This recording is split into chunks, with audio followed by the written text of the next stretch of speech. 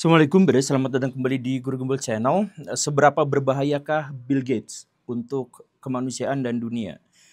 Ya, buat pakar teori konspirasi, Bill Gates itu adalah seorang yang sangat-sangat berbahaya. Dia adalah pimpinan elit global saat ini.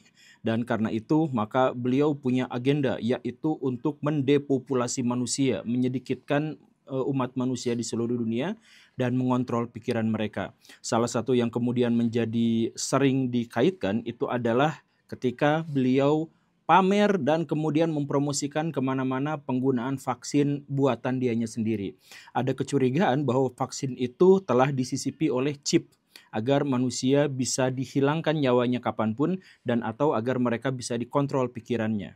Ya, tujuannya lagi-lagi adalah depopulasi dan kontrol pikiran. Tapi kalaupun itu ternyata benar, kalaupun memang dia menginginkan ada depopulasi, maka saya secara pribadi itu sangat setuju dengan itu. Kenapa bisa seperti itu? Simak videonya sampai tuntas. Yuk kita mulai.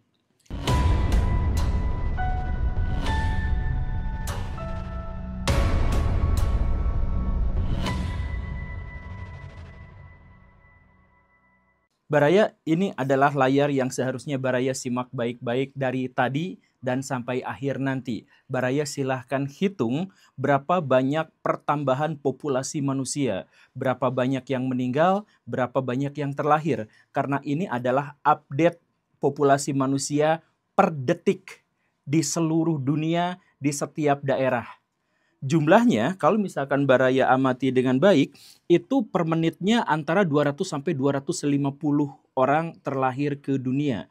Dan per menitnya ada sekitar 100 sampai 110 orang yang meninggal dunia per menitnya. Jadi itu sebenarnya populasi manusia itu surplus.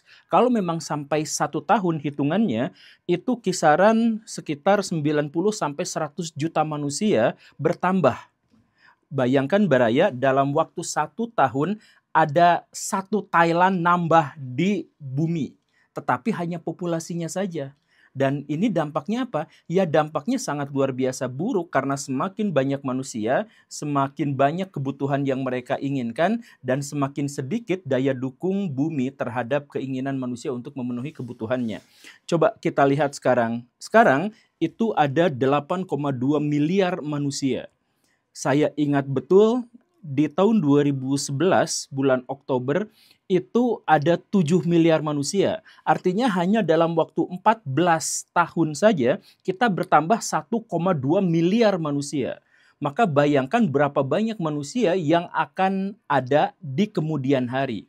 Kemudian para ilmuwan menduga atau memproyeksikan bahwa populasi manusia akan mencapai 9 miliar manusia itu di tahun 2037 dan kemudian akan menjadi 10 miliar manusia di tahun 2050.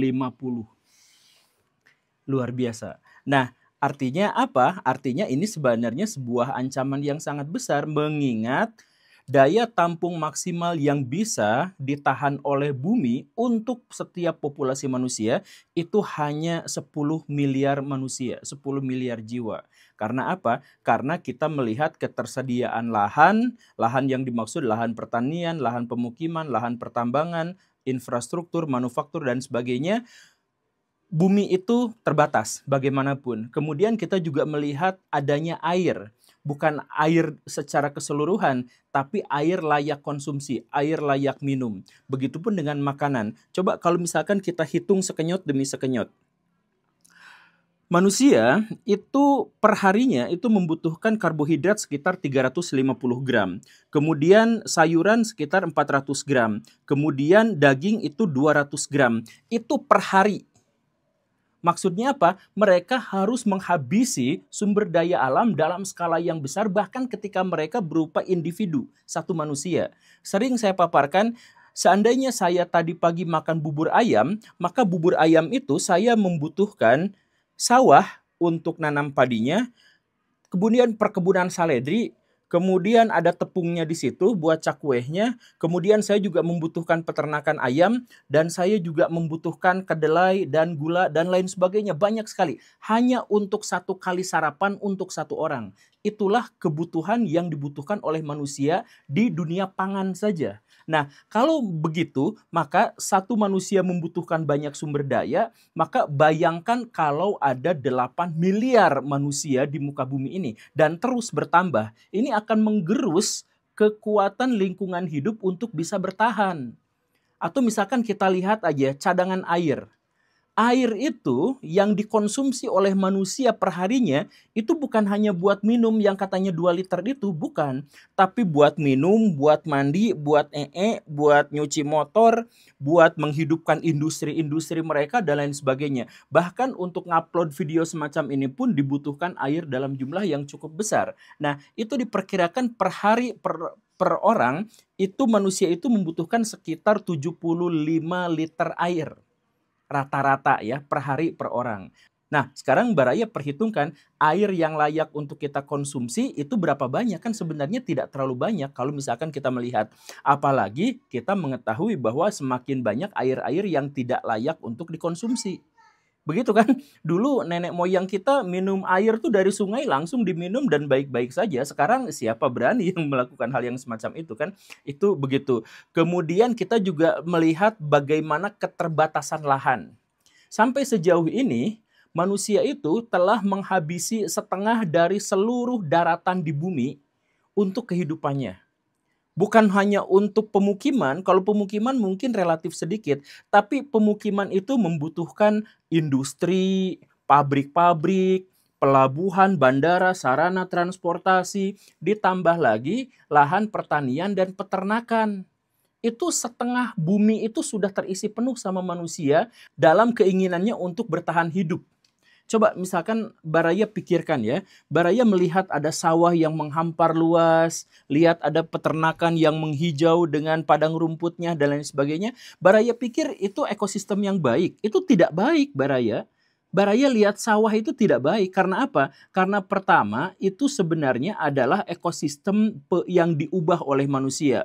Dulu banyak sekali jenis-jenis tanaman, sekarang berubah menjadi monokultural, hanya satu yaitu padi. Ya kan? Kemudian apa? Di situ ada pestisidanya, di situ ada insektisidanya, di situ ada limbah pupuknya. Itu meracuni dunia dalam skala yang sangat besar, Baraya. Ditambah lagi apa? Dulu di situ waktu masih jadi hutan atau semak-semak, itu ada tikus, ada berang-berang, ada kucing, ada elang, ada burung hantu, ada cacing besar Alaska, semuanya itu ada. Tapi sejak saat dia berubah menjadi pesawahan, maka keong pun disemprot sampai mati, ulat-ulat disemprot sampai mati. Ada begitu banyak hewan-hewan yang dibunuh dan ditambah lagi hewan-hewan lokal yang sebenarnya memang habitatnya di situ, ketika dia masih bisa bertahan hidup pun dikatainnya hama dan harus dibantai. Ada babi. Babi itu emang tinggalnya di situ sejak jutaan tahun yang lalu sama manusia, kemudian diubah lahannya, kemudian dikatain bahwa dia hama. Lah, kan manusia pendatangnya. Tapi kita yang mengatai dia hama. Begitupun dengan tikus, kemudian ada banyak sekali hewan-hewan. Untuk apa? Untuk bisa memenuhi kebutuhan pangan manusia. Artinya apa? Hanya untuk makan, hanya untuk minum, hanya untuk membangun kesenangan kita, kita sebenarnya telah merusak alam dalam skala yang sangat-sangat masif. Nah, sekarang Baraya pikirkan, populasi manusia itu terus-terusan bertambah. Kalau misalkan populasi manusia terus-terusan bertambah, apa kira-kira yang akan terjadi di muka bumi ini? Makanya Hawking ketika beliau masih hidup itu mengatakan bahwa populasi manusia itu hanya mungkin bisa ditampung bumi tidak lebih dari pergantian abad. Jadi sebelum tahun 2100 kita tuh sudah punah. Dalam kalkulasinya Stephen Hawking, salah satu orang paling jenius yang pernah dilahirkan di dunia. Begitu kan? Nah, ada catatan yang lebih lengkap lagi dari seorang ilmuwan yang saya senang sekali buku-bukunya, Pak Wilson. O. Wilson. O. Wilson itu menyebutkan dengan perhitungan yang lebih rinci bahwa manusia itu tidak akan bisa bertahan lebih dari tahun 2080.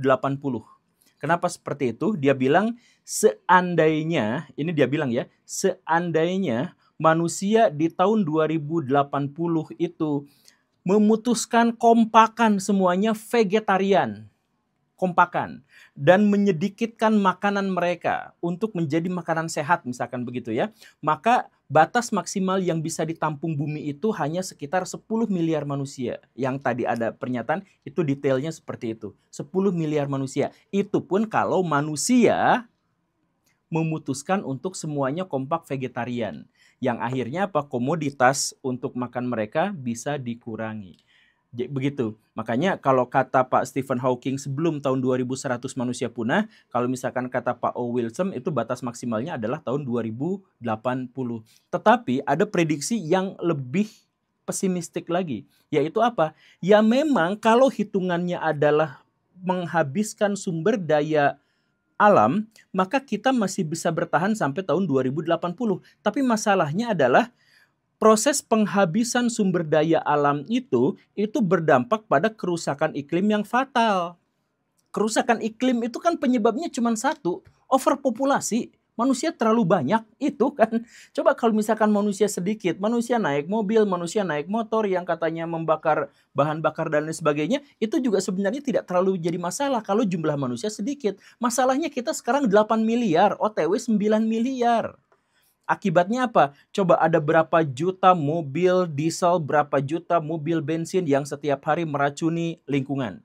Nah, itu kan dampaknya menjadi semakin besar. Dampak diantaranya adalah apa? Misalkan, ketika gas-gas rumah kaca itu menjadi semakin tebal di atmosfer, dia akhirnya memanaskan suhu bumi seperti yang kita ketahui sekarang. Bandung saya ingat waktu saya kecil itu maksimal 27 derajat Celcius, sekarang 36 derajat Celcius di suhu terpanasnya. Naik hampir 10 derajat Celcius gitu. Dalam 15 tahun, dalam 20 tahun itu kan ngeri. Nah, kalau sudah seperti itu, apa? Ya perubahan iklim itu berarti harus mengikis wilayah-wilayah tempat hunian manusia di pesisir pantai.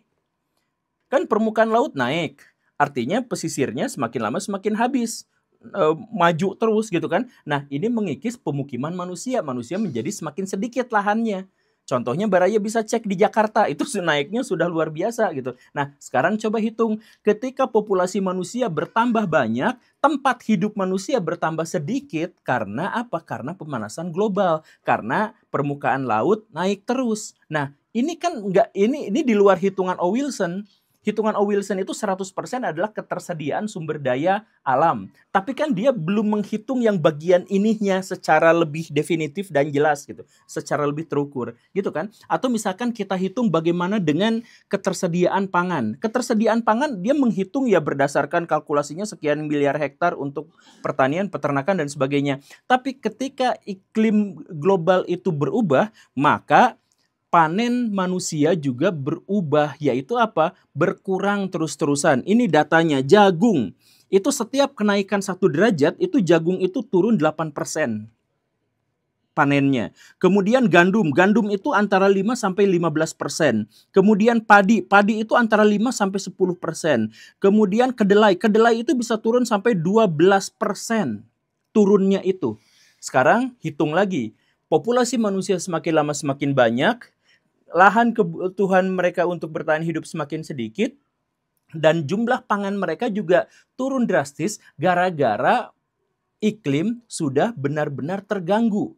Jadi badai semakin sering terjadi, kekeringan semakin sering terjadi, cuaca semakin tidak bisa diprediksi. Akhirnya apa? Gagal panen terjadi di mana-mana, dan ini disebutkan di sini angkanya antara 8-12% dari berbagai komoditas itu akan turun terus. Populasi manusia bertambah, tapi panennya turun.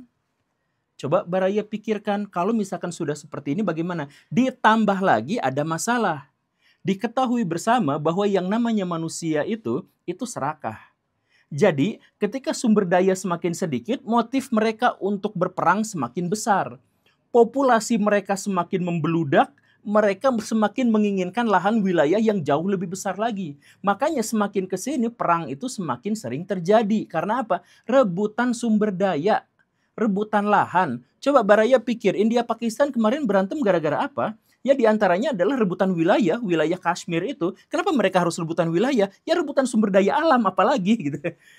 Kemudian Ukraina versus Rusia. Menurut Baraya apa penyebab perangnya? Gara-gara Zelensky? Ya bukan. Gara-gara Rusia berharap bahwa Ukraina itu pro terhadap dia sehingga sumber dayanya bisa dicaplok. Begitupun dengan NATO. Kan begitu. Jadi semakin banyak populasi, semakin sedikit sumber daya, semakin memotivasi manusia untuk berperang satu sama lain. Nah, kalau misalkan dihitung dengan krisis lingkungan, dihitung dengan perang, dihitung dengan semakin menyusutnya lahan manusia untuk bertahan dan berkembang biak dan lain sebagainya, maka dampaknya apa? Ya dampaknya tentu saja 2080 itu adalah prediksi yang terlalu optimistis. Bisa aja sebelum itu kita akan punah. Nah, sekarang saya tanya kepada Baraya, kalau kemudian ada perhitungan proyeksi ilmiah yang seperti itu dengan kalkulasi yang jelas seperti itu, kemudian Baraya ditawari oleh Bill Gates, mungkin gak sih kita kontrol pikiran manusia agar manusia itu tidak neko-neko, tidak macam-macam, agar kekuatan dan kekuasaan itu ada di satu sisi saja, satu pihak saja, sehingga semuanya menjadi baik-baik saja dan terkontrol di satu sisi, kemudian di sisi lain populasi manusia tidak menjadi terlalu banyak. Kalau populasi manusia menjadi terlalu banyak, akibatnya apa? Lingkungannya rusak, hewan-hewan semuanya punah, manusia juga punah. Tapi kalau misalkan populasi manusia itu dikontrol, misalkan, maka manusia akan bisa bertahan hidup, alam juga bisa bertahan hidup dan memberikan kesempatan kepada mereka untuk memulihkan diri. Dan akhirnya apa? Baik manusia, bumi, dan semua isinya akan lestari jauh lebih baik, lebih aman, lebih sentosa di masa-masa berikutnya daripada kemudian membiarkan manusia berkembang biak terus-terusan sampai ada di titik di mana mereka menghancurkan diri mereka sendiri dan planet tempat mereka diami. Kalau Bill Gates berpikiran bahwa sebaiknya depopulasi, Baraya setuju nggak? Atau Baraya punya pilihan lain, punya pikiran lain bahwa ya kita bisa punya alternatif begini dan begitu dan sebagainya? Silahkan tulis di kolom komentar dan sekali lagi silahkan simak baik-baik. Video ini hampir tidak ada potongannya. Dari awal sampai akhir, ini berapa pertambahan jumlah populasi manusianya selama saya ngomong. Terima kasih karena sudah menyimak. Saya Guru Gembul, pamit. Assalamualaikum warahmatullahi wabarakatuh.